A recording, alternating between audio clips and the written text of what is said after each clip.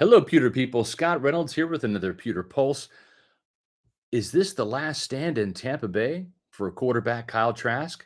The Bucs backup has had an unremarkable start to training camp, and the upcoming preseason games will be huge for his future in Tampa Bay or elsewhere around the league.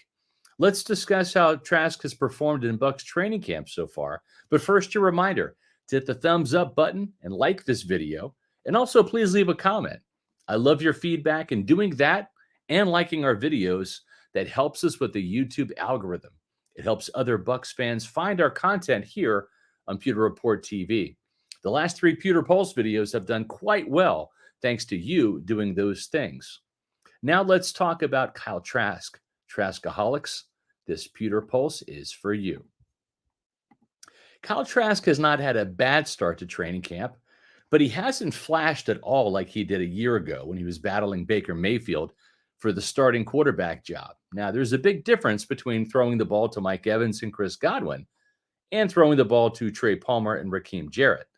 And there's also a big difference between being protected by the tackle tandem of Tristan Wirfs and Luke Gedeke and the tackle duo in the second string of Justin School and Brandon Walton. But Trask, who is the second string quarterback again this year, is also throwing against the likes of backup defenders, as Todd Bowles has had his starters battling Liam Cohen's starters in camp on a regular basis.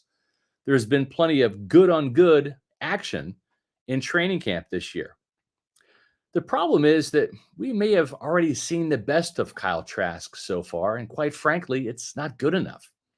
Trask was highly motivated last year when he had the chance to win the starting job in his head-to-head battle against Baker Mayfield.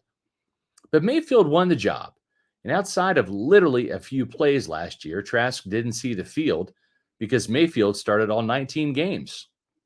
Now it seems like Trask is resigned to his role as a backup quarterback. He just hasn't made a lot of big plays in practice and has had more overthrows than you'd like to see. It's not like Kyle Trask is going through the motions, though. He's preparing to play if called upon. He's taking his job as the backup quarterback very seriously. But Trask is on his third offensive coordinator in the last 3 years with Liam Cohen, and he's learning his third offense as a result.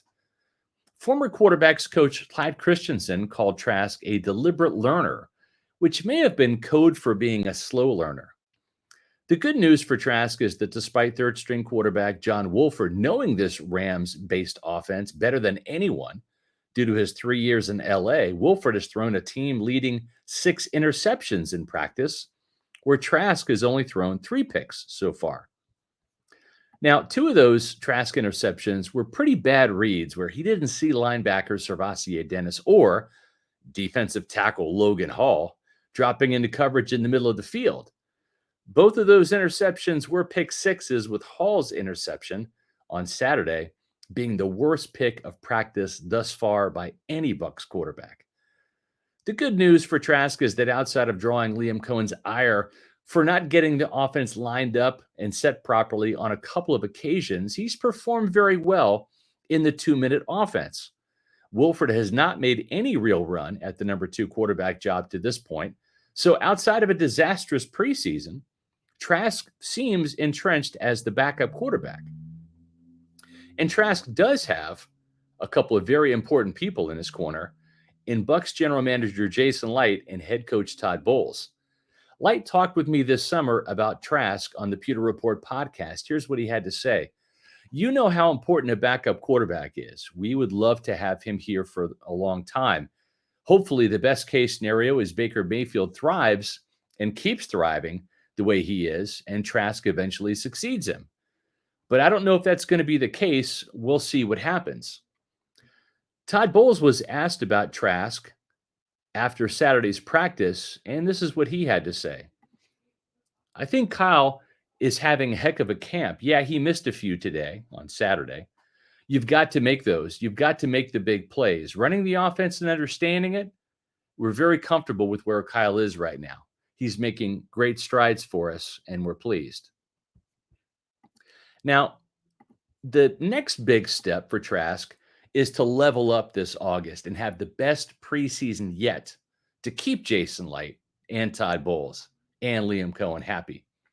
In 3 preseasons in Tampa Bay, Trask has completed 61.3% of his passes for 1,278 yards with 4 touchdowns and 5 interceptions.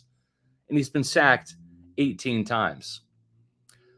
A good preseason from Trask, and he could become the next Ryan Griffin and stick around the Bucs for quite a while as a backup. A great preseason from Trask, and he could revive his stock around the league and become somewhat of a hot commodity in free agency next year. Remember, he was a second-round pick to begin with. But a bad preseason from the former Florida Gator star as he enters his 4th year in the league, and all the good vibes surrounding Trask from the Bucs brass might quickly evaporate. This is a very big preseason for Trask, who's in a contract year, and it starts on Saturday in Cincinnati.